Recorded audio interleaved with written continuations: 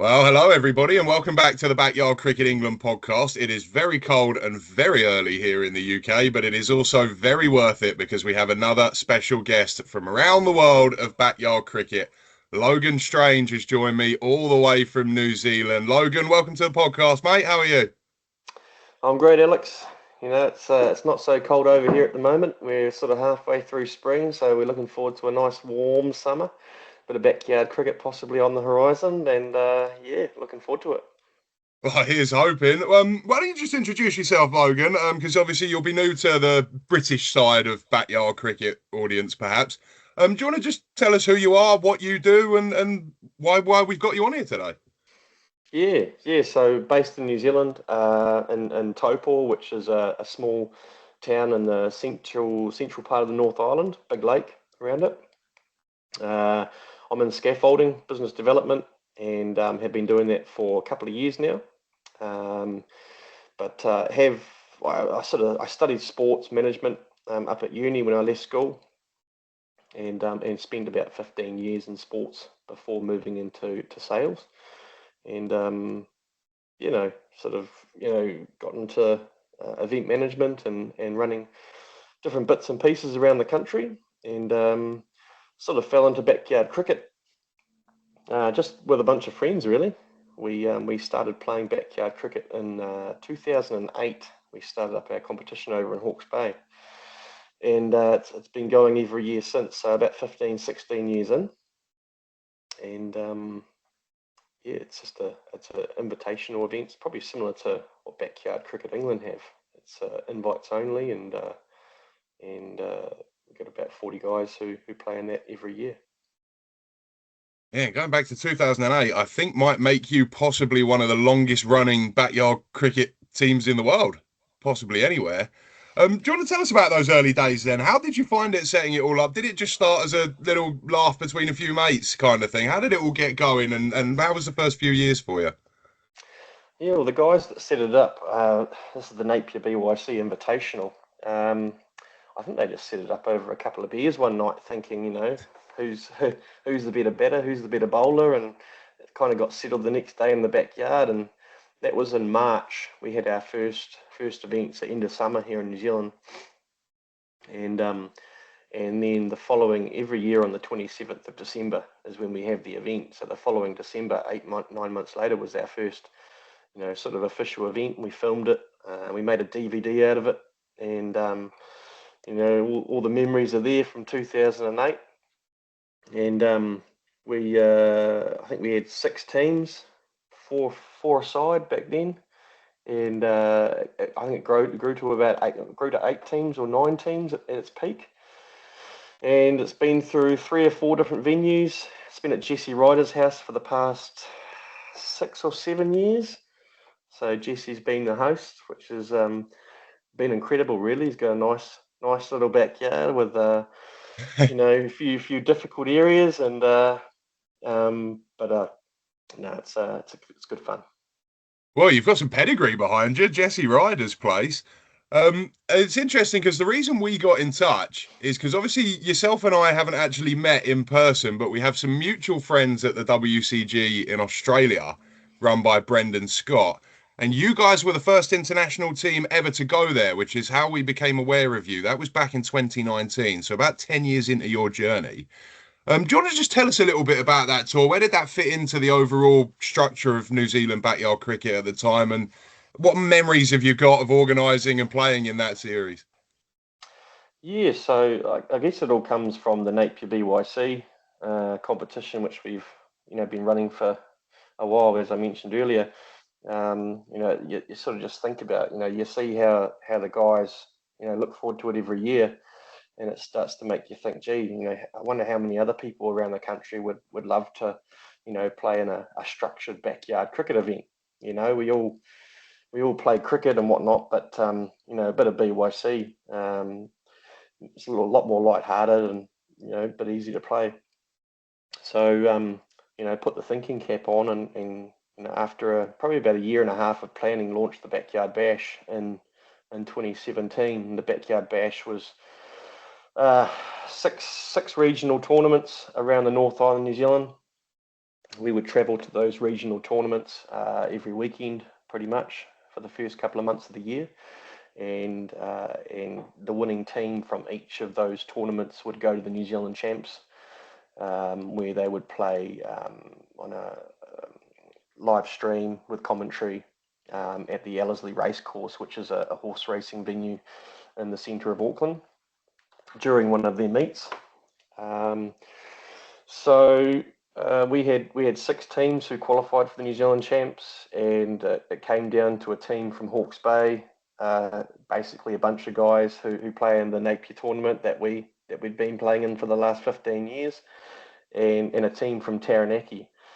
And the OGs from Hawke's Bay took that one out, the inaugural New Zealand Champs, and it was a pretty tense final. Like I said, all live streamed with commentary, and 2 commentary teams, so 4 commentators, and there's $5,000 up for grabs, so it was good prize money for 5 guys. Yeah. Lots of other sponsors, bits and pieces. So it just grew. Every year it got bigger and bigger. Our 3rd season got interrupted by COVID, unfortunately. But after that New Zealand Champs, the OGs won, we decided to take the New Zealand team to Australia, and we called them the Blackyards, and took the OGs, the 5 players from the OGs, and then we selected a few players from the Fitzroy Falcons, from Taranaki, and then a few other guys to fill in, including myself, who just sort of happened to make the team, 12th man, so to speak.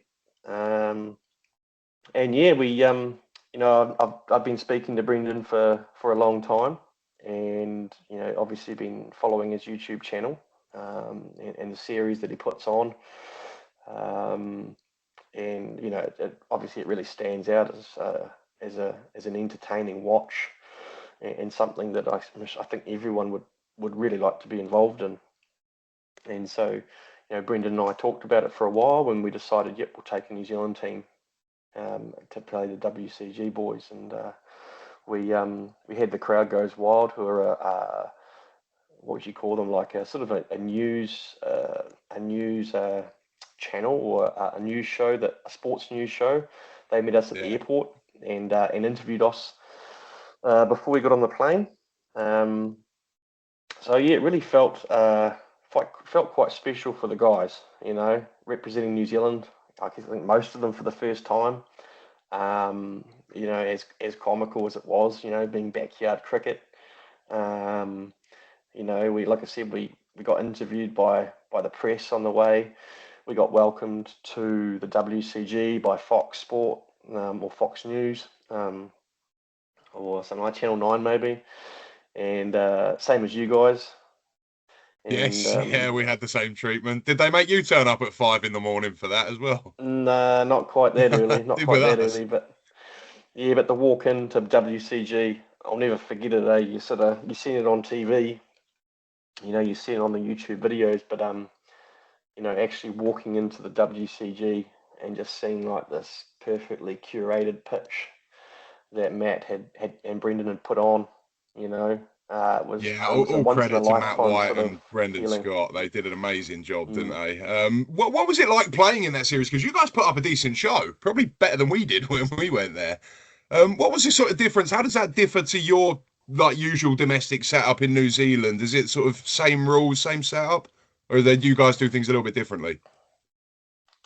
Reasonably similar. I mean, every backyard's different, right? That's the beauty of backyard cricket, Yeah, is every backyard's different, and you know, we'll eventually later on talk about the future of backyard cricket, and I mean, that's the conundrum I guess you come to when you've got different countries coming together. What are the rules for this game?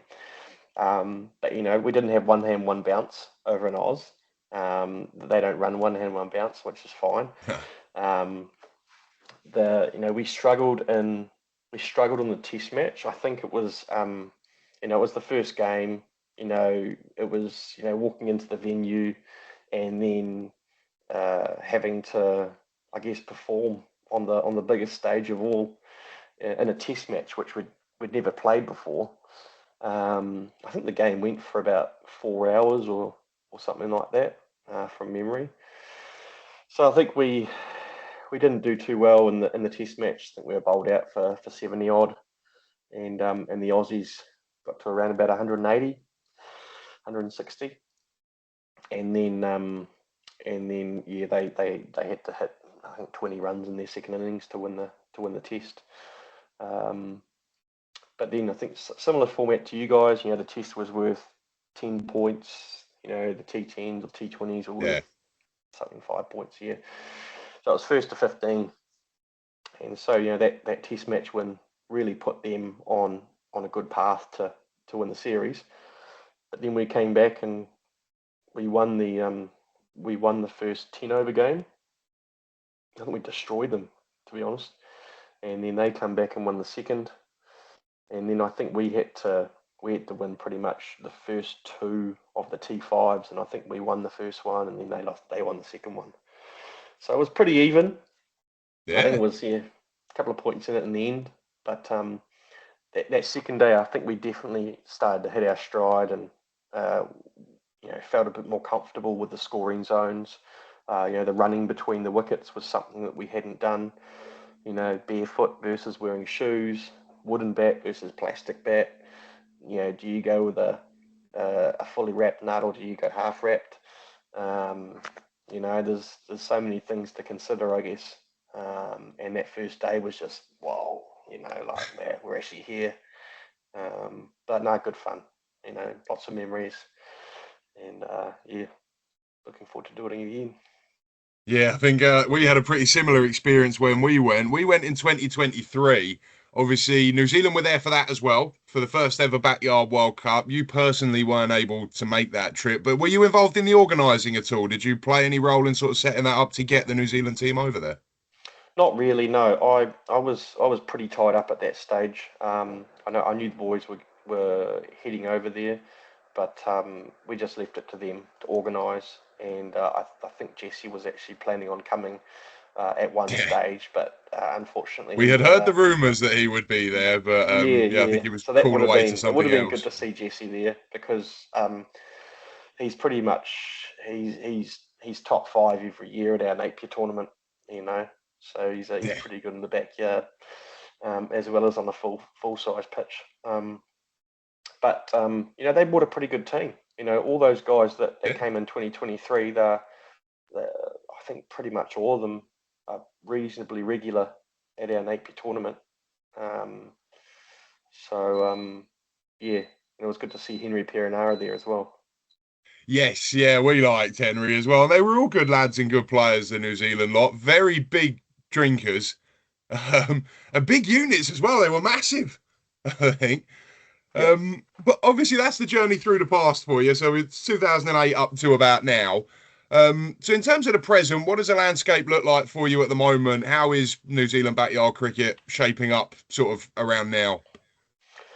Yeah, well, like I said, since COVID interrupted the third season of the Backyard Bash, and it was unfortunate too, because we just had the biggest regional comp. It was up in Auckland. We had 18 teams, three fields going, amazing tournament, and got interrupted. We didn't get to do the Hawke's Bay or the Bay of Plenty event or the New Zealand Champs. But since then, COVID was around for a couple of years and it was pretty hard to run an event. Yeah. And so it kind of just died off. And you sort of feel like, oh, maybe it's time to move on and whatnot. But there's always been a little bit of an inkling in the background, thinking, gee, like maybe there is some unfinished business. And just over the past 12 months, just been tinkering with a few ideas, switching it up a bit, from the Backyard Bash. And there is something in sort of a plan for hopefully February next year, 2026. It's not going to be the Backyard Bash. Um, something slightly different. It's basically my goal is to. We're not going to be travelling around the regions, but instead we're going to be launching New Zealand's first ever professional backyard cricket league. So trying to flip social sport on its head, because we've all played social, whether it's twilight cricket or last man stands or like a social touch league or any sort of social leagues. But the key to a social league is it's pay to play. Yeah. So what I'm trying to do is make it paid to play. So these guys and girls, whoever plays, is going to be paid to actually play in this tournament, because it's going to be a YouTube series, the same as WCG. So 2 games a week released onto video with commentary, with multiple cameras, and and I need the best of the best, because no one's going to watch, backyard cricket that isn't the best of the best players.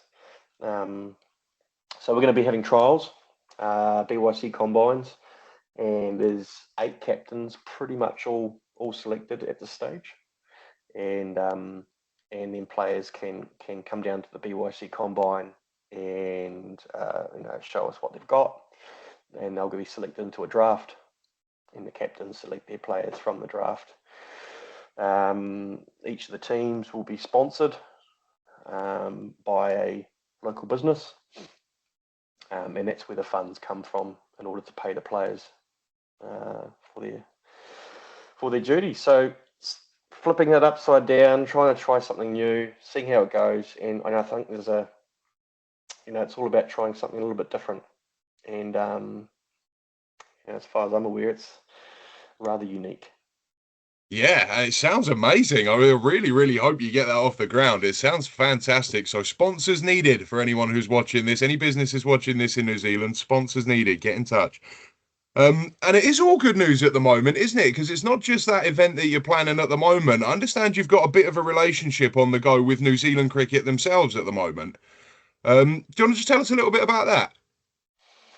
Yeah, well, it's not a new thing. It's been a few years now, but we have signed as one of the partners of New Zealand Cricket, along with other, I guess, cricket entities. Indoor cricket, disabled cricket, are all signed up as well. But being a partner of New Zealand Cricket, means that we are recognised as a formal form of cricket. Whether it be broadcast or not, or whether it be, I guess, high end or just sort of So towards the bottom. what's the advantage of that then? What does that come with being recognised as an official type of the game? What sort of advantage does that bring for you? Well, we haven't really seen any advantages yet, because it was signed in at the start of 2020, in February or January, February 2020, and so just after that, COVID hit, Yeah. and the Backyard Bash finished. So we haven't really seen any benefits on the website, New Zealand Cricket website, in their annual reports. So a little bit of, I guess, footer text, I guess you'd call it at the moment. But once we do get something back up and going, it might give us some sort of credibility around sponsorship. It might give us some sort of credibility around or branding or broadcast rights. But I think there's a lot of ways you could take backyard cricket in general, and there's a lot of things going on in the background, that we can't mention right now. But there's a 3 to 5 year plan, and I think if what we're sort of alluding to does happen, then it really could be the next form of backyard or of cricket. Well, let's hope so. And that's a nice segue into what I sort of wanted to finish with you today, which is sort of the future. So obviously, I know you can't say too much about different events and different things, but what can you tell us about the future of backyard cricket in New Zealand? What does it look like? Where do you hope this is going? Well, it's hard to say. Like I said, we're looking to relaunch early next year. Um, it's a considerably different format to what has been done in the past, but there's plenty of room for growth, and expansion through the regions. I feel that I don't know about you guys over in the UK, but in New Zealand, I feel like a lot of us have become disconnected from sport, in general, especially as we age or get a little bit older. Um, we we don't have that same passion or connection as we used to, and I don't think that's because of age. I think it's just the way that sport is is I guess presented to the fans. It's not as exciting as it used to be. Yeah. I don't feel like in New Zealand, I'm talking about, we don't really have the connections as we once had to sport. There's a lot more sports on offer nowadays, and there's a lot more forms of entertainment. But I feel like niche sports are on the massive rise at the moment. You jump online or you jump on YouTube, and there's so many niche sports out there that are utilizing technology and media and are gaining a lot of traction because they're different, they're interesting, they're accessible, uh, and people like something different. Um, so I think there's a lot of potential. Um, I know that um, you guys have recently aligned with Arthritis UK. Yes, Um, they've been on board with us, yeah, which has been a great addition. Yeah, we're very, very grateful to them. yeah, I recently reached out to Arthritis New Zealand because I felt like um, it was perfect alignment in my eyes, obviously your eyes as well. Backyard cricket and arthritis. It's a great charity to sort of align with because struggling with arthritis and uh, joints, you stop playing sport. Um, but backyard cricket allows people to still enjoy the game. Whether there's running involved or there may not be running involved. It's just scoring zones, depending on the backyard. Um, so I had a meeting with Arthritis New Zealand on Thursday last week, and Billy Bowden is one of the ambassadors Oh, for really? Arthritis New Zealand. He runs his own foundation called the Crooked Finger Foundation. Yeah, He was actually born with arthritis. That's why his fingers, yeah. crooked. I remember the old Bowden finger. Yeah, so had a good Zoom conversation with Philip, who's the CEO of Arthritis New Zealand, and Billy and one other, and and they just they see it as a perfect alignment, and they're really keen to get behind um, backyard cricket, and they see it as an opportunity to um, you know not just grow the sport, but also help to involve people who are suffering from arthritis or something similar. Yeah, exactly. And it is an exciting time for you guys. It's an exciting time for backyard cricket. And we're hoping, obviously, we can get something on the go together, possibly an England v New Zealand series at some point. If that was to happen, who's winning? Well, I think you said it earlier. We have the pedigree. So Yes. we did struggle. I think one of the big issues that we need to get over is the consumption of liquids. Maybe too much of one and not enough of another. Um, I know from the experience of playing over in the Napier tournament, consumption of the golden liquid is a big part of it, and I think that may have tripped us up on both of our ventures over to the WCG. Worth it, though. Worth I it, thought, yeah, I thought, definitely yeah, we worth it. thought they were brilliant, the Kiwi Yeah, boys, and it's all part of the fun, isn't it? yeah. I But mean, winning's a big part, and obviously we're all passionate once we get on that field, and it's crazy how competitive backyard gets. Um, and it should be. It's all about competition and having a bit of banter with your mates. But at the end of the day, it wasn't the end of the world. We had a great time over there, and we went into town, that night and had a good night out in Sydney and whatnot. But I think that yeah, I think you guys would struggle. Different sort of pitch over in Oz. We're sort of accustomed to that sort of stuff here, and especially up the northern parts. The north of New Zealand. The kikuyu grass, similar to what you get in Sydney. So yeah. yeah, well, it's all for the future, and hopefully that will happen one day. We'd love to meet you guys again and have another experience against you guys. In the meantime, that's all we've got time for on the Backyard Cricket Podcast today. Logan Strange, thank you very, very much for coming on with us. Before we end this, I just want to ask you, is there one final message you want to give to New Zealand backyard cricket fans or backyard cricket fans around the world? Is there anything you want to say to the people who might be watching? Yeah, just keep it listen out over the next couple of months. We are expecting to announce hopefully by the end of November what is on the cards for February. It is the Backyard Bash Facebook page. There's a website coming, but it's like the Backyard Bash Facebook page or the Backyard Cricket New Zealand Facebook page are the two best places to keep an eye out. Thank you very much, Logan. Thank you so much for being here. Everybody at home watching this on the Backwards podcast, as ever, the full version with Logan will be available in a couple of days' time.